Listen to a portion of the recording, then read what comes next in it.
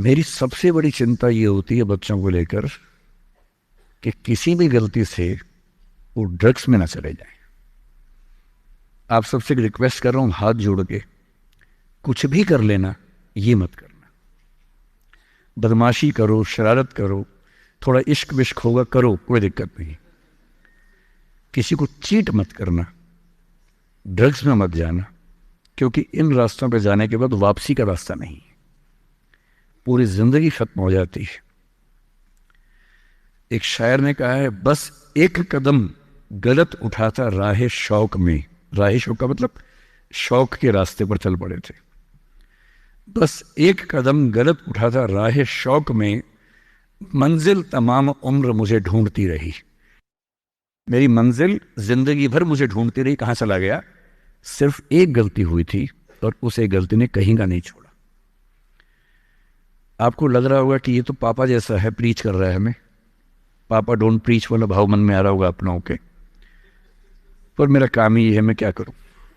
मुझे जितनी चिंता अपने बच्चे की उतनी आपकी चिंता है, तो मैं तो बोलूंगा। आप मानेंगे नहीं मानेंगे आपकी मर्जी है, लेकिन ईश्वर ना करे कुछ गलती हुई तो बाद में आप इस बात को याद जरूर करेंगे कि किसी ने समझाया था हाथ जोड़कर, और हम उसके बाद भी नहीं समझे थे। कुछ भी करना, उस रास्ते पर मत जाना। और इस रास्ते पर लोग क्यों जाते हैं?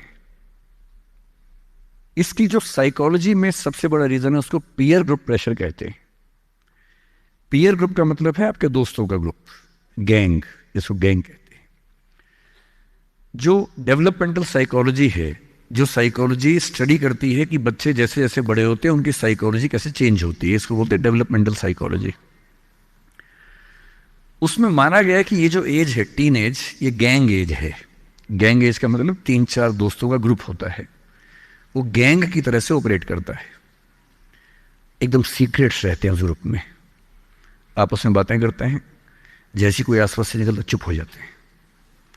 उनको लगता है कि उनके पास कुछ सीक्रेट इंफॉर्मेशन दुनिया की ऐसी है जो मोसाद और रॉ और इन्हीं सब के पास होती है, किसी के पास नहीं होती। जबकि वो जो बात कर रहे होते हैं उनके पेरेंट्स वो बात 30 साल पहले कर चुके हैं। वो ऐसी कोई बात नहीं कर रहे जो उनके पेरेंट्स को नहीं पता, वो सब बातें करके ही बड़े हुए हैं। पेरेंट्स भी तो बने ही है ना भाई, ऐसा थोड़ा ना, उन्होंने तो जिंदगी देखी है। पर उनको लगता है कि वो कुछ खास ऐसा जानते हैं। एक दूसरे पर ऐसा भरोसा, पेरेंट्स पर ऐसा अविश्वास, ऐसा उनको खारिज करने की टेंडेंसी, नॉर्मल बात है, कोई खास बात नहीं है, इस उम्र में सामान्य बात है। पर डेवलपमेंटल साइकोलॉजी जब हम पढ़ते हैं तो उसमें कहते हैं कि जो बच्चा होता है 1-2 साल तक का, उस पर सबसे ज्यादा असर उसकी माँ का होता है, क्योंकि माँ उसके लिए पूरा संसार है। उस बच्चे की 2 ही जरूरतें हैं कि जब वो गीला हो तो वो पहुंच दे, जब भूख लगे कुछ खाना खिला दे। शुरू के 6 महीने इन दोनों जरूरतों को जनरली उसकी माँ ही पूरा करती है। तो उसको धीरे धीरे लगता है कि जो माँ है ना, यही मेरा सब कुछ है, और माँ की हर बात को फॉलो करता है वो। 6 महीने के बाद थोड़ा सा बाहर का खाना, घर के बाकी मेंबर्स का असर पड़ने लगता है। 2 साल के बाद जब बच्चा पहली बार स्कूल जाता है, 2 या 3 साल के बाद, तो आप देखेंगे प्राइमरी स्कूल में टीचर्स आमतौर पे महिलाएं होती हैं, विमेन होती हैं, मेल्स नहीं होते हैं। उसके 2 रीजन है। एक तो मेल्स में इतनी पेशेंस होती नहीं आमतौर पे। अपना ही बच्चा हो तो 2 मिनट के लिए चिकोटी काटना, प्यार करना ठीक है, 2 मिनट के बाद नहीं झेल पाते वो। और बच्चा अगर रोने लगे, उनके चश्मा उतार के मारे, थप्पड़ मार दे, मूंछ खींच ले, इरिटेट हो जाते हैं। 5 मिनट के बाद तो बच्चा पिटता ही पिटता है अपने बाप के हाथों।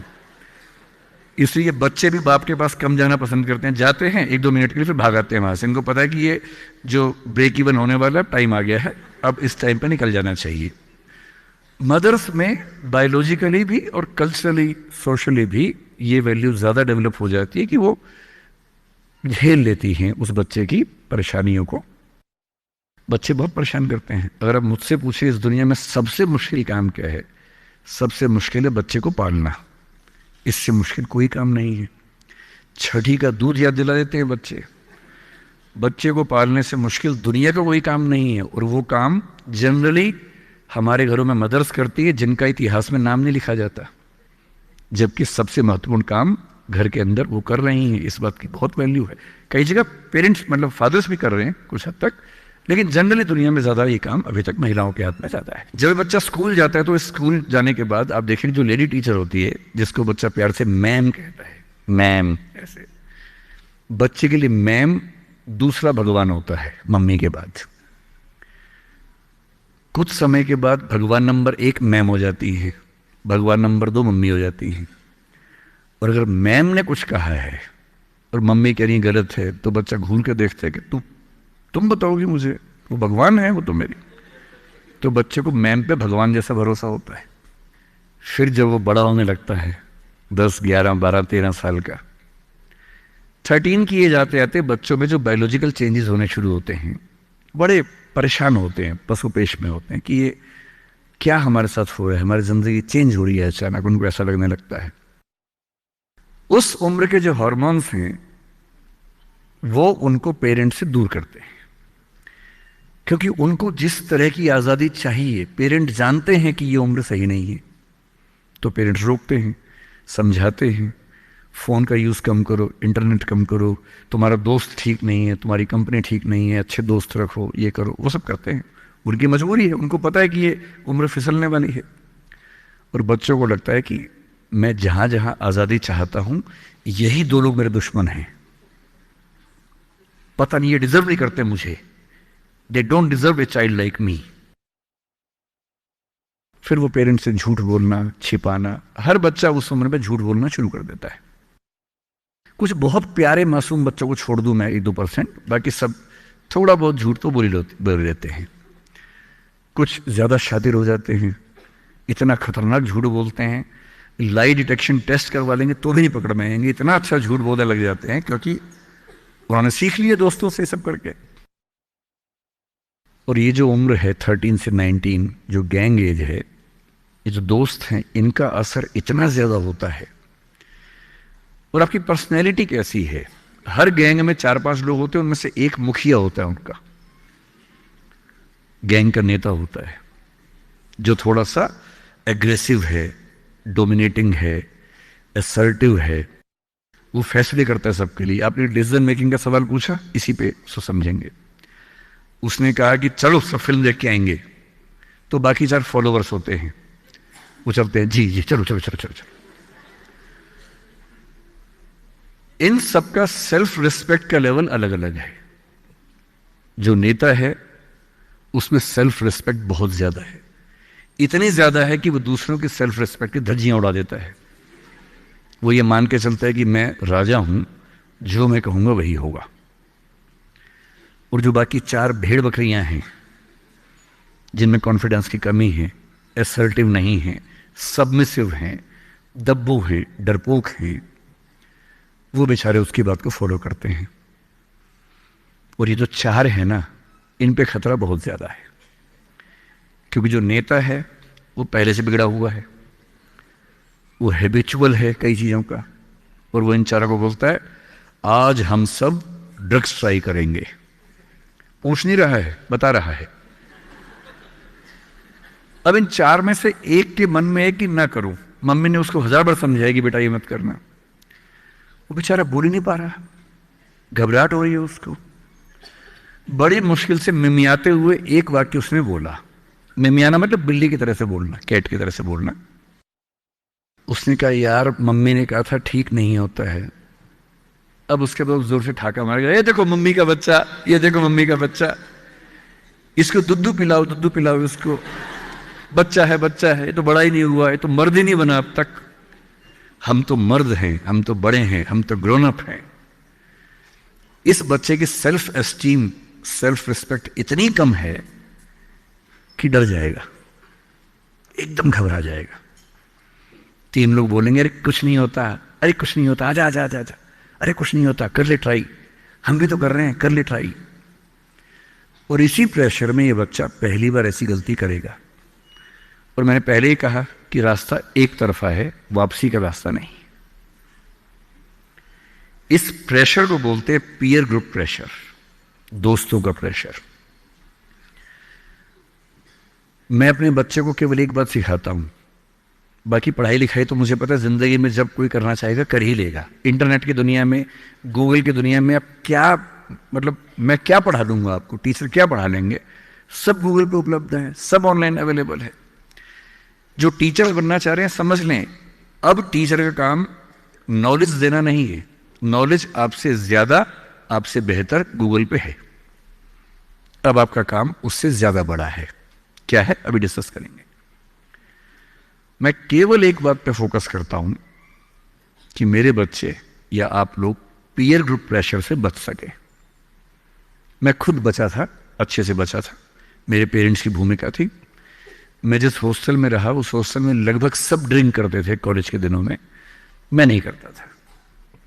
मुझे कभी जरूरत ही नहीं लगी उस चीज की, तो नहीं लगी तो नहीं किया।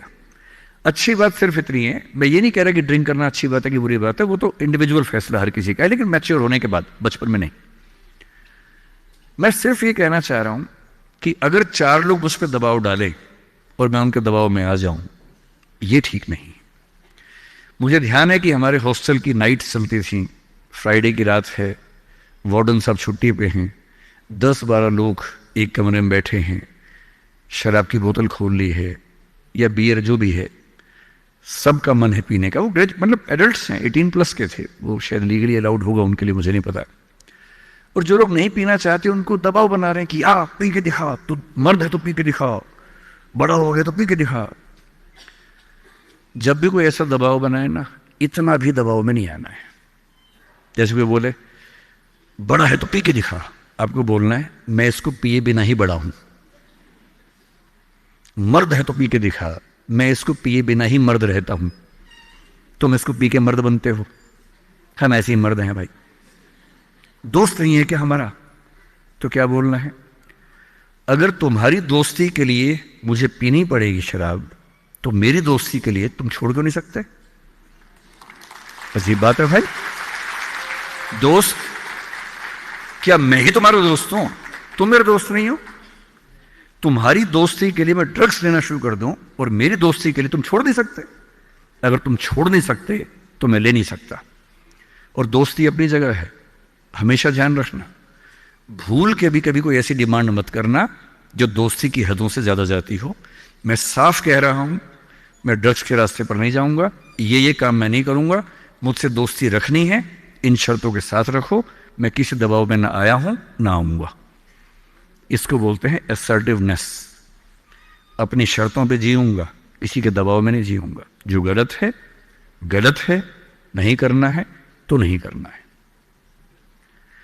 एक शायर ने बड़ी अच्छी बात कही इश्क के बारे में, लेकिन यहां अप्लाई होती है। उसने कहा, वो नहीं मेरा सही, उससे मोहब्बत है तो है। भाई किसी से मोहब्बत है, नहीं हो पाया मेरा, कोई बात नहीं। वो नहीं मेरा मगर उससे मोहब्बत है तो है। अब ये रस्मों और रिवाजों से बगावत है तो है। अगर मैंने एक सही बात कह दी और वो रस्म रिवाज के खिलाफ है तो है, मैं क्यों डरूंगा? जो मुझे ठीक लगा, अपने ईमान के मुताबिक लगा, मैंने कहा वो मैं करूंगा। तो जो बात मुझे अपनी ओर से शुरुआत में कहनी थी मैंने आपसे कही है। और मेरा ख्याल है कि अगर आप सब बच्चों में से एक बच्चा भी मेरी बात सुन के गलत रास्ते पे जाने से रुक गया तो मेरा सिक्किम आना धन्य हो गया। मैं उसमें बहुत खुश हूं, उससे ज्यादा मुझे कोई जरूरत नहीं।